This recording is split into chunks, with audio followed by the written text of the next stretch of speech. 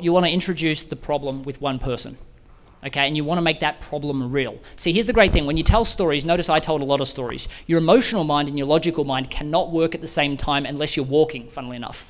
So as long as no one on Zoom's walking, you should be fine. So what happens is when you tell a story, your logical brain can't actually process it, period, right? So what happens is your emotional mind engages. So all of a sudden, and I did this for Colliers and I taught their sales guys and they were like, they give me like 3 seconds on the phone and then they hang up on me. I'm like, tell them a story and they're like, there is no way they're going to listen to an entire story. Guess what they did? Why? Different brain. The brain wasn't going, I'm going to hang up on these people. It's like, oh, story, listening time. Right? So what you need to do is you need to start with a story that gets people engaged. Get them to identify with that one person that has a problem. And then obviously the people that are on the call are going to have similar problems. So then you help them understand that it's a global problem and why you're trying to help them.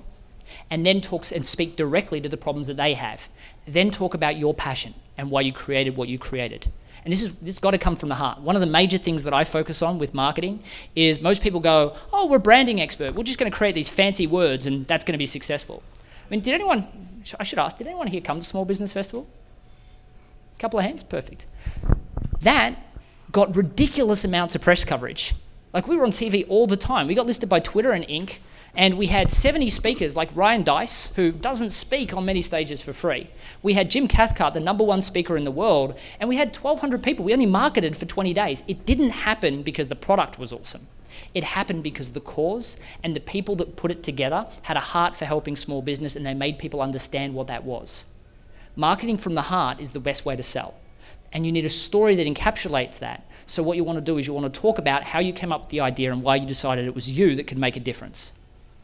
Once you've done that, you'll then go through and you'll talk through and you'll need to do some user testing first. Find out what questions people have, right? So go and sell it to 2 or 3 people and write down all the questions they have and then answer those questions right throughout, straight after you do that. And then once you've answered all of those questions, then what you do is you then talk about the offer and what you do and you provide. And that's when you'll go into the sales pitch.